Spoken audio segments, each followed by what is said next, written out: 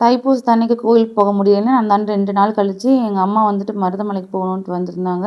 அது இல்லாமல் பிள்ளைங்களையும் பார்க்கணுன்ட்டு. எங்கள் அம்மாவுக்கு பிள்ளைங்கள அதிகமாக பார்க்காம இருக்க முடியாது.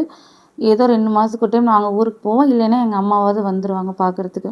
அப்படி வந்திருக்க டைமில் தான் மருதமலை கோயிலுக்கு போயிருந்தோம். சாப்பாடு இது நாள் வரைக்கும் பிரசாதம்னு எதுவும் கொடுத்ததே இல்லை. அன்னதானம்னு சொல்லிட்டு இந்த டைம் எப்படியாவது கொடுத்தே ஆகணும்னு சொல்லிட்டு 2 டம்ளர் சாப்பாடு வடித்து தக்காளி சாதம் மாதிரி செஞ்சு கொண்டு போனோம். எல்லாருமே வந்துட்டு விரும்பி சாப்பிட்டாங்க. ரொம்ப நைட் டைம் அது. நைட் டைம் வியூ வந்துட்டு சூப்பராக இருந்தது. சாயந்தரமான அலங்காரமும் சாமிக்கு வந்துட்டு சூப்பராக பண்ணியிருந்தாங்க. எங்களுக்கு கண்கொள்ளா காட்சியாக அமைஞ்சது அழகா.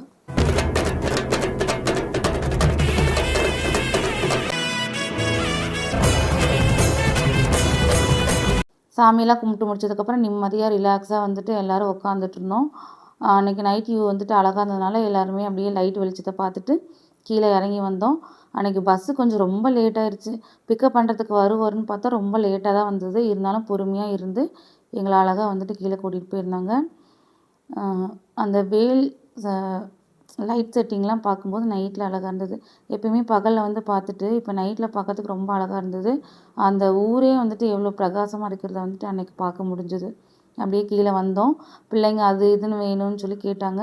இருந்தாலும் வந்துட்டு வாங்க டைம் வீட்டுக்கு போகிறதுக்கு டைம் ஆயிடுச்சுன்னு சொல்லிட்டு மாங்காய் மட்டும் ஒன்று வாங்கி கொடுத்தோம். அங்கே பக்கத்தில் ஷாப்பில் வந்துட்டு முருகன் ஃபோட்டோ வச்சுருந்தாங்க. ரொம்ப அழகழகாக டிசைனில் வந்துட்டு அவங்களுக்கு பிடிச்ச மாதிரி க்ரியேட் பண்ணிட்டு வச்சுருந்தாங்க. என் பாப்பா அதெல்லாம் வாங்கலாம்னு கேட்டா. தங்க வீட்டில் ஆல்ரெடி ஃபோட்டோஸ்லாம் நிறையா இருக்குது. இன்னும் கொஞ்சம் பெரிய சாமி ரூமாக கட்டி வச்சுக்கலான்னு சொல்லிட்டு அப்புறம் கிளம்பிட்டோம்.